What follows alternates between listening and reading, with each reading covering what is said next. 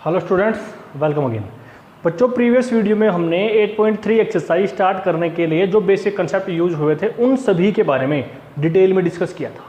ठीक है, principal, rate of interest और time period, simple interest, half yearly, quarterly, annually कैसे वो एडअप होते हैं और हम उनको कैसे फाइंड आउट करते हैं। तो एक बार फिर उसको दोबारा रिकैप कर लेते हैं और उसके बाद क्वेश्चन नंबर 1 के हमारे कुछ पार्ट हैं उनको ट्राई करते हैं। ठीक है, तो प्रिंसिपल हमारा क्या होता है, जो भी अमाउंट हम किसी से लेते हैं या किसी को देते हैं उसको हम क्या बोल देते हैं, प्रिंसिपल, और ये हमेशा रुपीज में आता है।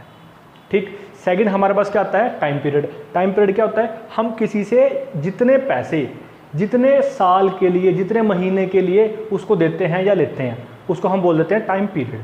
तीसरा क्या आता है, रेट ऑफ इंटरेस्ट, कि भाई जो इंटरेस्ट जो हमारा हमको वो एक्स्ट्रा अमाउंट देगा, जो हमने उसको पे किया है वो तो है ही, उसके अलावा जितने पैसे वो देगा वो कैलकुलेट किस अकॉर्डिंग होंगे उसको बोलते हैं रेट ऑफ इंटरेस्ट। फिर यहाँ पे ध्यान देने वाली बात क्या थी कि रेट ऑफ इंटरेस्ट और टाइम पीरियड की जो यूनिट होती है वो सेम आनी चाहिए। अगर रेट ऑफ इंटरेस्ट हमारी एनुअली है तो टाइम पीरियड भी हमारा कंप्लीट ईयर वहाँ पे कैलकुलेट होगा।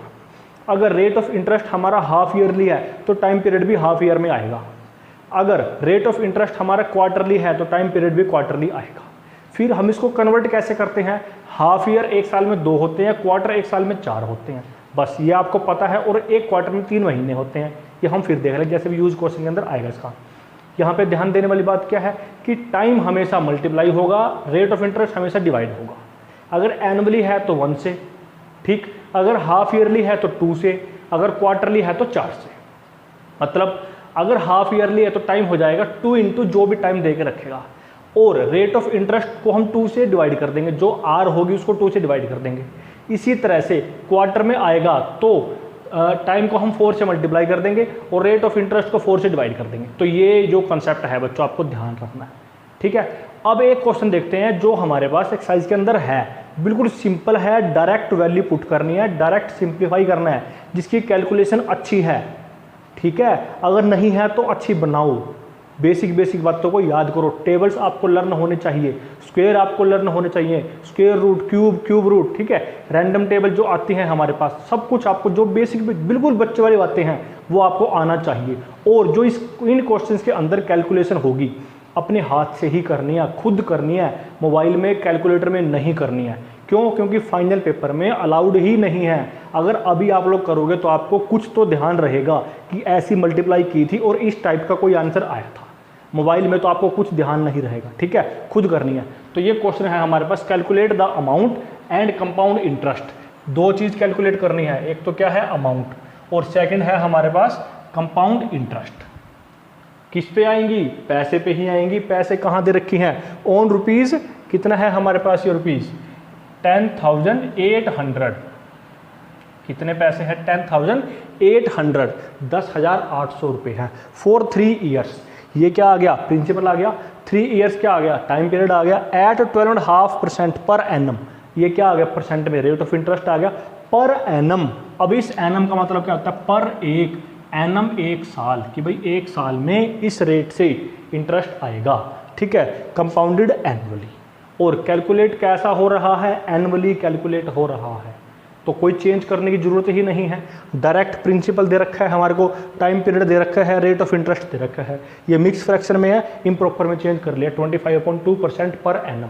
इसको मैंने शॉर्टकट में P.A. लिख दिया, मीनिंग वही है, पर एनम।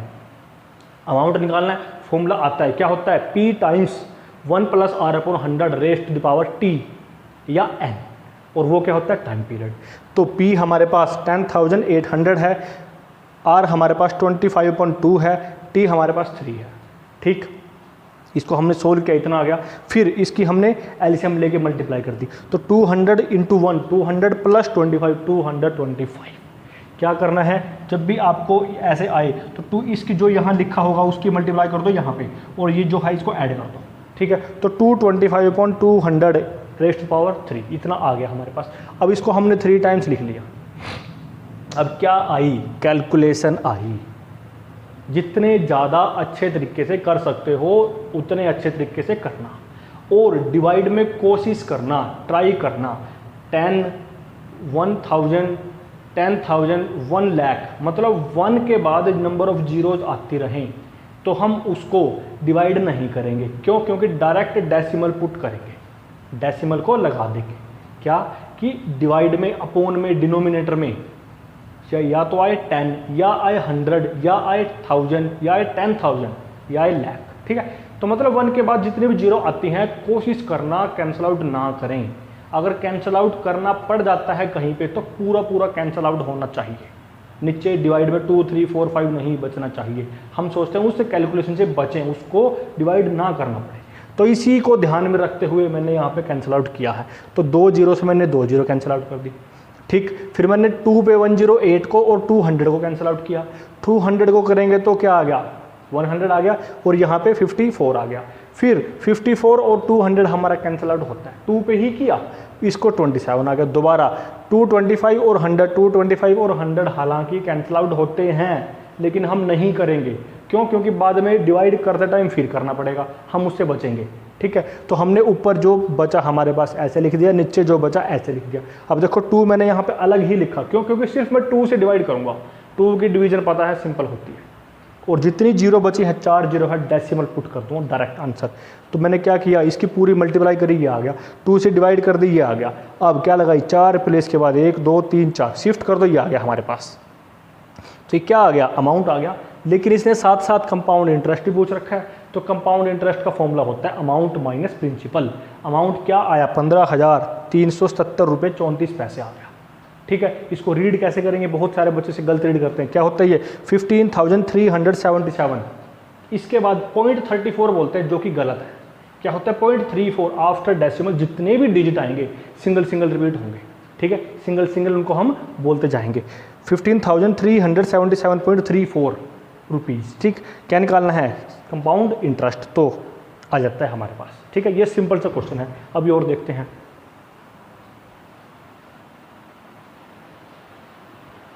नेक्स्ट बच्चों सेकंड पार्ट आता है, क्या बोलता है, calculate the amount and compound interest. वही अमाउंट और वही इंटरेस्ट निकालना है, कंपाउंड इंटरेस्ट। अब की बार प्रिंसिपल चेंज होगा, रेट ऑफ इंटरेस्ट चेंज होगा, टाइम पीरियड चेंज होगा, सम इंपॉर्टेंट बन जाएगा चेंज होते ही। देखिए क्या है प्रिंसिपल, क्या है अब की बार 18,000 रुपीज़।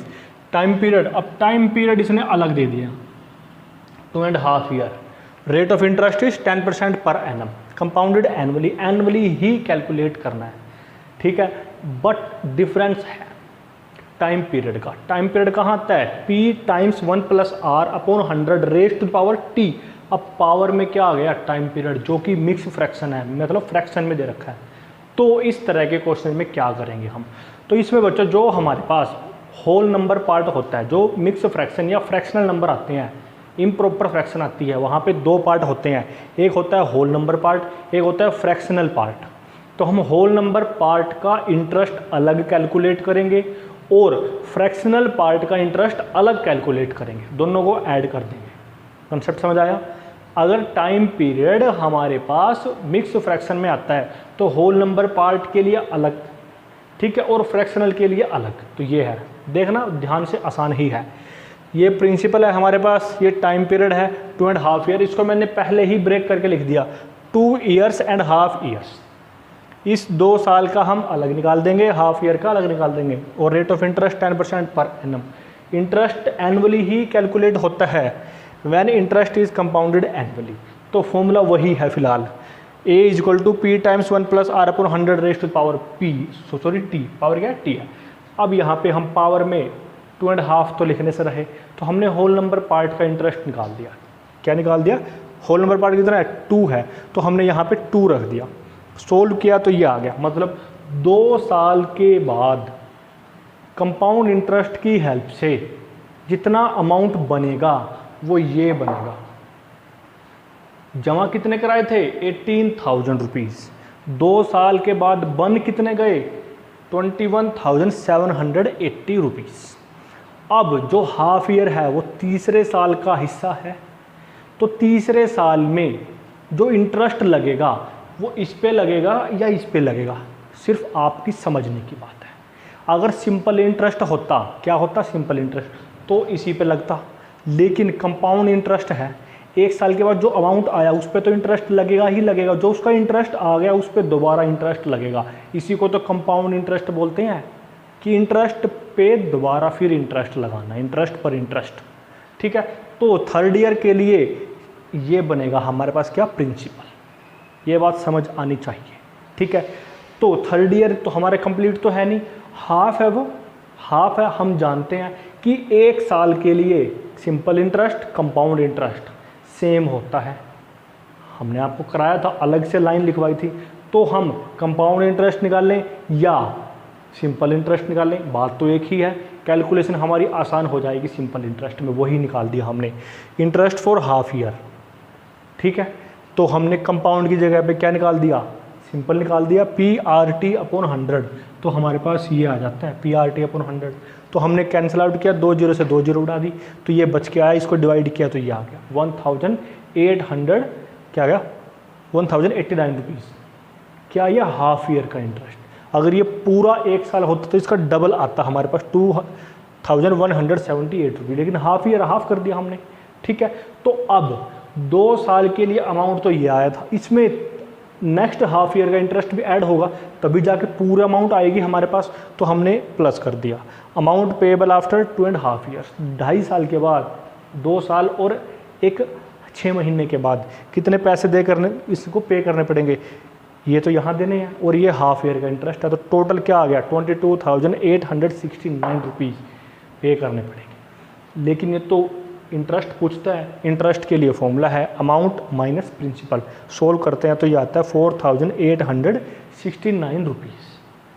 ठीक है बच्चों, फिर देखें एक बार, यहाँ थोड़ा डिफरेंस है क्योंकि टाइम कैसे आ गया, फ्रैक्शन में आ गया, तो होल नंबर का अलग निकाल दो।